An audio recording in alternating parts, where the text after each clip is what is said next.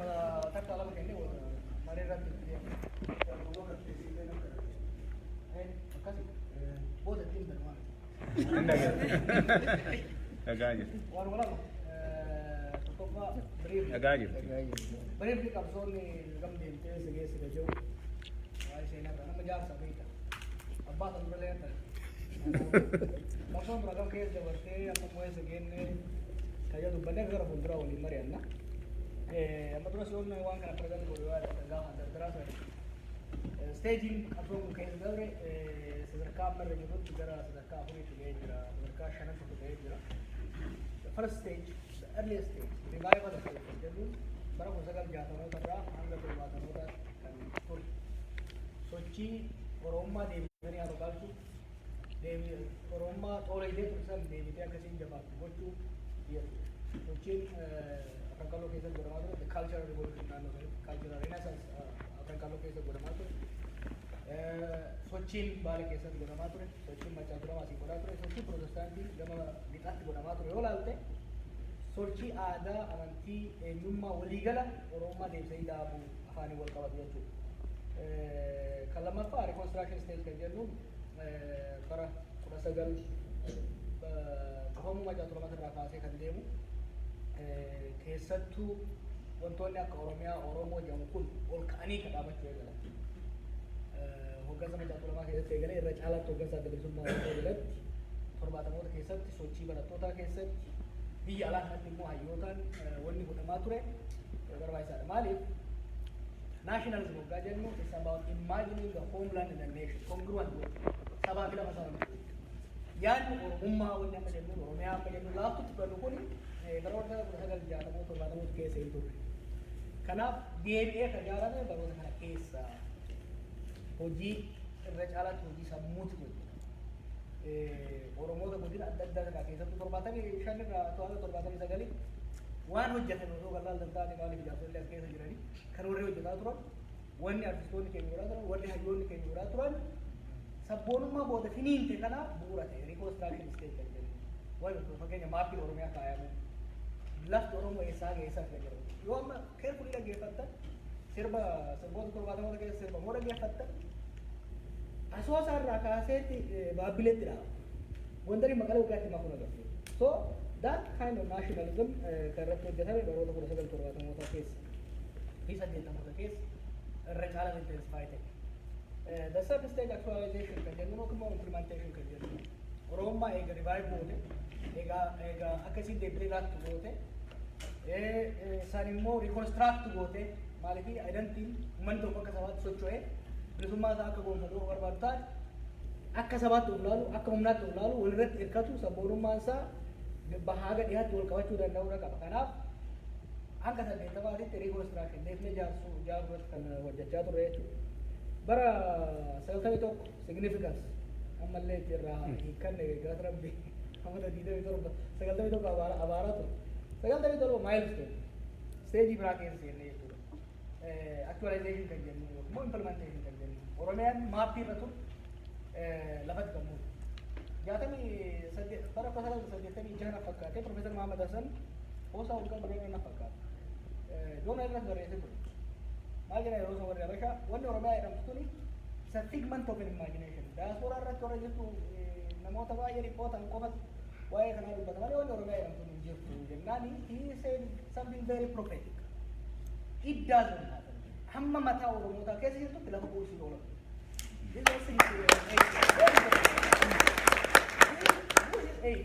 Very prophetic. In 91, one mataa namaa keessa ijaarame ilmoo keessa dabreetu oromiyaa wani jedhama lafa kaa'ame.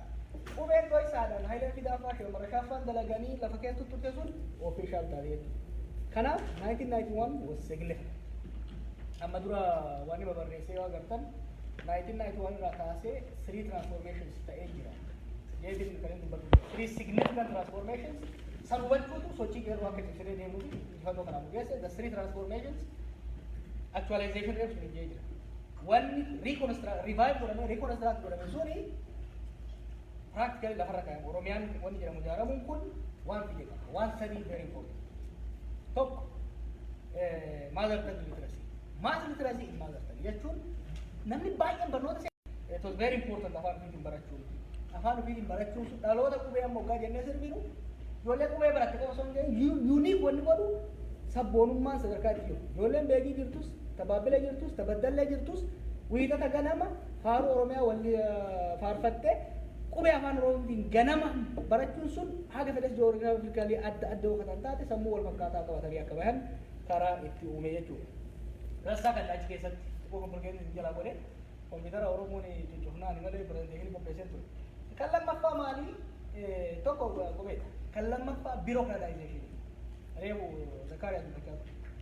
Oppiidoon tun uumamuun Oromiyoon jedhamtuun uumamuun Oromiyaa kana keessa caasaan godinootaa kun uumamuun wayyaadhaaf tubboo saamichaa haa ta'u malee Oromoofillee watu irraa dhabdab jedhee tubboo nama darbu kana keessa irra bishaan qe'ee namaatti dhooba xiqqoo waan irraa dhabdab jedhanii waan dhabdabnu jee jira beektu wanni dhabdabnu jee sun maali yeroo duraatiif erga cabne as Oromoon gubboo kennuu eega baala dhufee shawatti amartii gabbaruu hafe jechuudha namni kan bakka hundaa dhufee wal jalatti wal eemaruu wal bulchuu eegaluun bureaucratization bureaucratic culture dhufuun it was the second very important.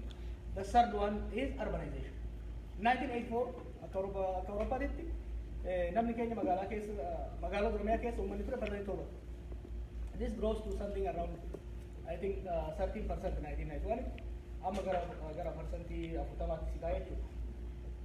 Namni magaalaatti baay'achuu qofa inni guddaan. Dur bara magaalaa sagaltamii tokko booda dura namni keenya magaalaa irraa hin dhiibama ittillee galuun barbaada. Magaalaa kana keessa warrummaa roobiyootuun okkolteetillee biyya bulchuun sun at least dubrii isaas fidachuun namni afaan ofiitiin walitti haasa'uun bulchiinsi magaalaa afaan Oromootiin ta'uun nama Oromootiin ta'uun namni baay'ee magaalaa seenee. Adaamaan fa'aa waan iyyatti nyaanaaf Oromoo ture. Kanaaf wanni nu agarru kuni yoo mass literacy dabaltee urbanization dabaltee bureaucratization dabaltee jijjiirama guddaa kun yoo maal jalatti dhufa actualization kan jedhu. Then the final stage kan mirra geenye yoo maal jennee yoo laalle I call it consolidation. Revival is number 1, reconstruction is 2, actualization is 3, ascendance kan jennu ascendance to power. 2018 maaltu adda godha. Amma waggaa 50 ammas ni agarsiisa. Oromummaa deebisanii hafa qaalchuu bira. Oromiyaa diigamte deebinee ijaaru reconstruction irra. Waan jaaransan lafa qabsiisuu irra. Kaalee afuraffaa irra dhayne ascendance jechuun state power capture godhu.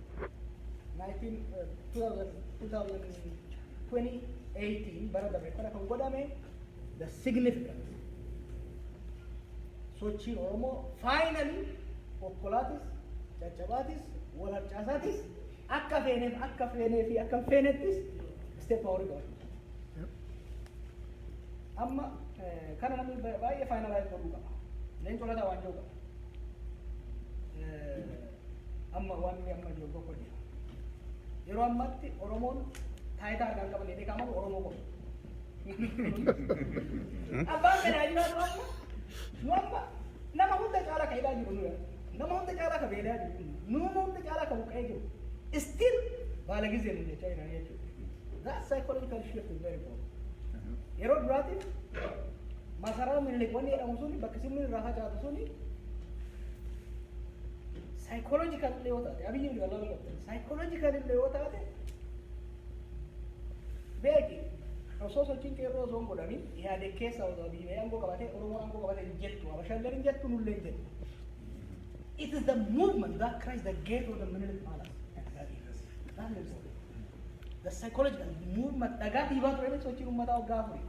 Dhagaa dhiibee ulaa asee wayyaaniin osoo dhiiba darammasee too seenee. The significance is not on the individual. Significance isaa namicha seenee irratti. Significance isaa ofiidoon aharrattee toobattee ol ba'uu miti. The fact that the movement after 50 long years journey finally crashed the gate of hell. So ascendance kana keessatti. So now phase 4 keessa jira. Phase 4 kana keessatti maaltu jira? Amma hoggaan biyya galoonni jechaa ture fi hanga tokko ijoollee qabsiisuu yaale yoo laaltan waliigalatti yoo laalte qabsoon kun boqonnaa lamatti jira yoo laalte boqonnaa tokko xumurree jira. boqonnaan tokkichi suni revival, reconstruction, implementation takkaawu actualization kan of keessaa qabu. Boqonnaa lammaffatti cehaa jirra governance politics kan jennu. The first phase is waan mootummaa sirratti godhu san jijjiiruudhaaf aangoo mootummaa to'achuudha. Erga aangoo mootummaa qabatte booda hoo maaltu ta'an? Ascendance power, then consolidation of power. Taayitaa qabnee jira. Taayitaa Oromoo qofatu miti beekama. Oromoo qofaatu miti beekama. Garuu adda heeruma hamma fedhe yoo jettan hamma fedhe warra amma jiru kan jiru jaalachuu baattan ija namaatitti saayikooloojii uummata biyyaaniitiin uummata addunyaa irratti Oromootu jiraatti yaadama. So taayitaa qabannaan waan amma reefu jee kanatu rakkoo uuma. Gara tokkoon warri taayitaa qabate qabannee jedhee diriirfatee taa'uudha. Gara kaaniin lakki sirriitti hin qabannee ammallee qabsoo keessa jirraa kan jedhu jira jechuudha. So consolidation of power is very important. You ascend to power, taayitaan qabatta. Taayitaa qabatte san immoo koora yaabbattaa ifaata dura.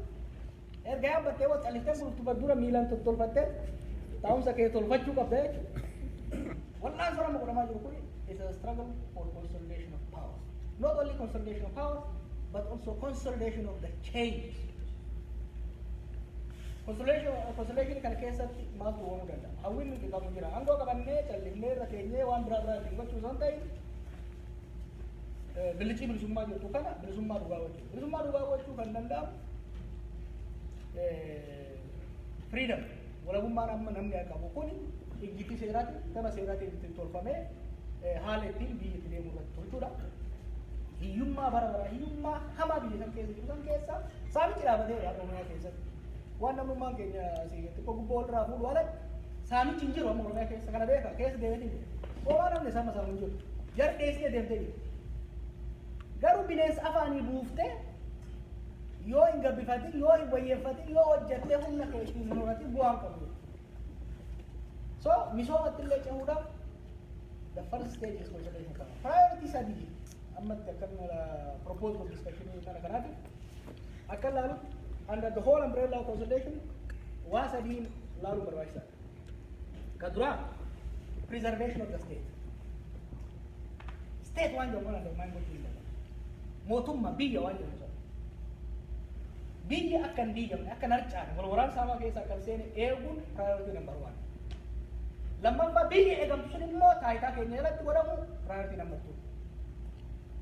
Ka sadaffaa taayitaan sun immoo taayitaa haqaa akka taatu democratization. Preservation of the state, consolidation of power, transformation of democracy. One sadeen kun barbaachisaadha. Now, kana keessatti mooraa keenya keessatti illee girgiriin waan hin oolu. Moving forward is not going to be pretty. Waggaa tokko mistaking criticism mootummaa irraa uummata keenya irraa namoota irraa qabu waggaa darbe kana irra caala hojii hojiidhaan dabarsa. We wasted really time. Namni baay'een ceffarumaan dabarsee. Warri taayitaa irra bees takka cibcabaa dhaganii beekanii cibcabaa dhaganii. Warri kunis cibcabaa biyyaa kanan miliyoona hambaa usan takka dhageen beeku odoo gandarra deemu dabarsinee. We wasted. Amma yoo hirriba yoo cibcabaa keessaa gadi baanu loomni loobaa jira. Maaltu hirree hin ta'u? Sii galma keessa taa'ee harka naa dhayaa jirtan. Yoo amulaa gabba yoo narroo ho'i nu kanaa. Kanaaf ammoo pessimismiin amma agarru waan namarraa of eeguu barbaachisaadha. Tokko extreme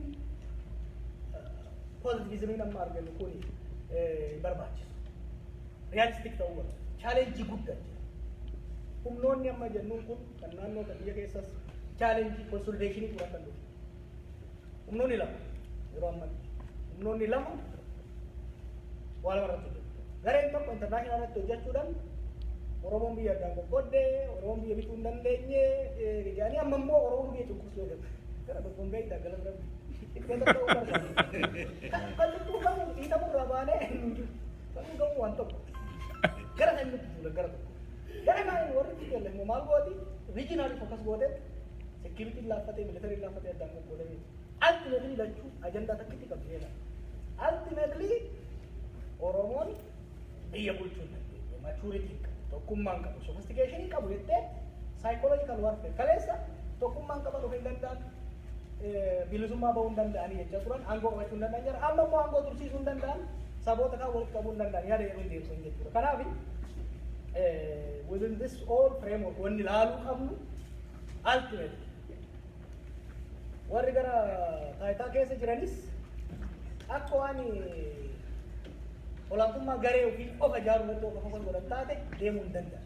Ana sirriitti immoo jala muree akka murna xiqqaa tokkotti dhiisati akka Oromootu tokko taanee yoo deemne iyyuu dubbiin consolidationii kun laaftu. Diinagdee baay'ee caccabe. Saboota jidduu kana yoo agartan Ethiopian Commercial Bank system isaa daaraa ta'eera. You know why? Let me tell you why. Persantii isa 68 kan ta'u liqaa garee takkitti turraa fudhate. Naggaadee nama 10 ta'a.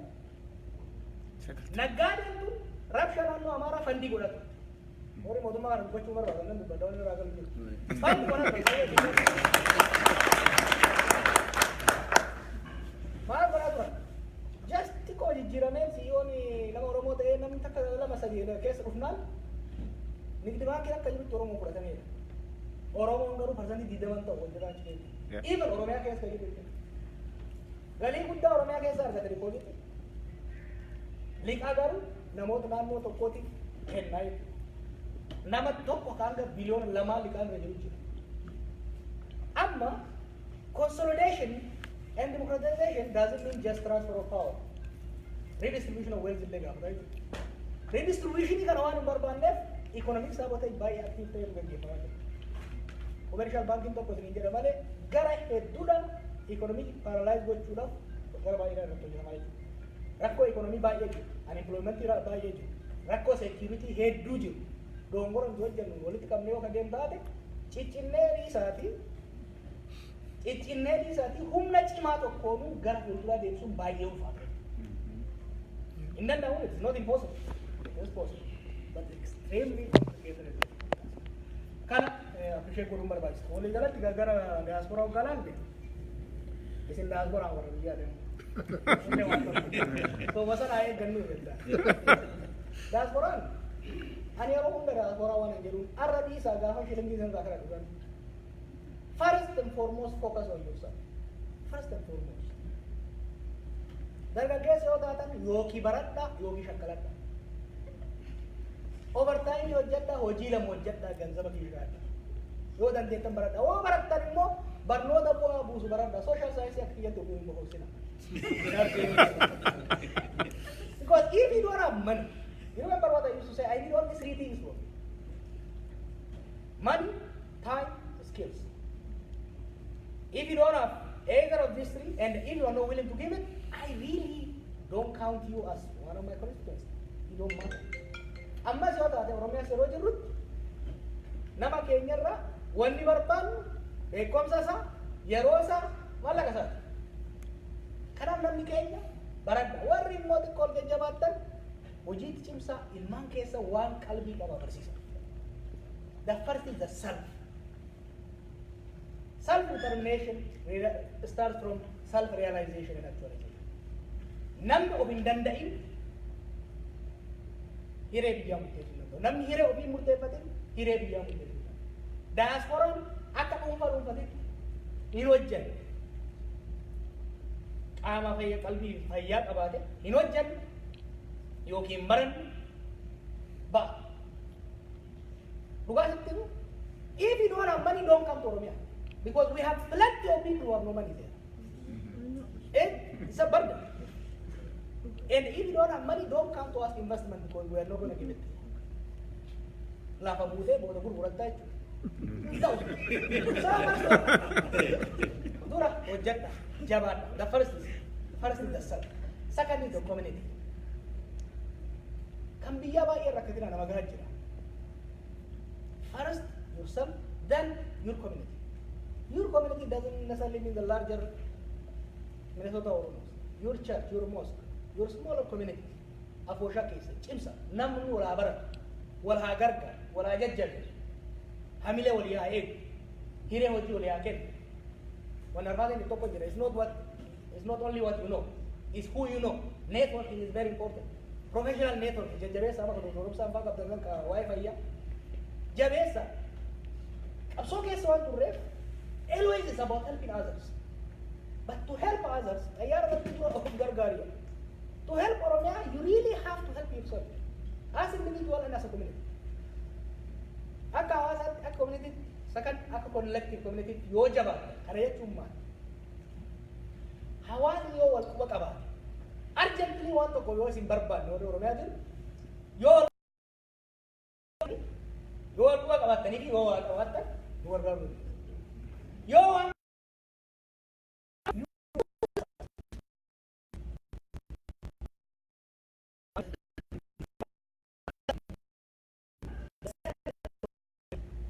it is umarratti waa'ee biyyaa kan yaadu qabda. Akkamitti?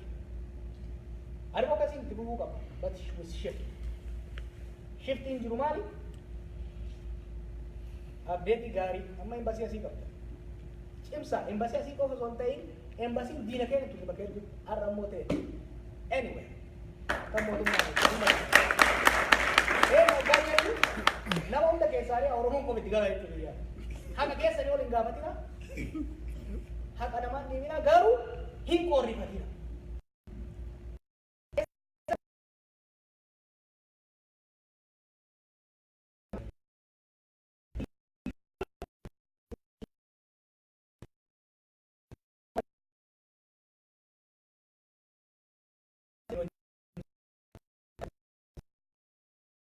Information waa'ee mootummaa, accurate information waa'ee biyya sanii amma triikii lama qaba.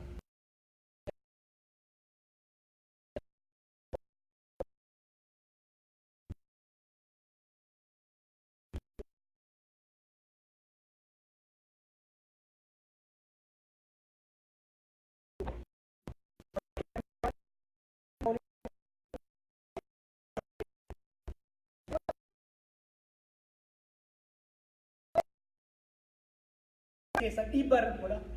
Don't be cheerleaders. Waan hunda qofa irratti jaraafis argan da'ina. Amma waan lamatti qofa isa goonni nagara gaara jedhameera. Gara tokkoon all of a sudden akka waan jarrin toobatte malee lammata qalanne harka dha'uuf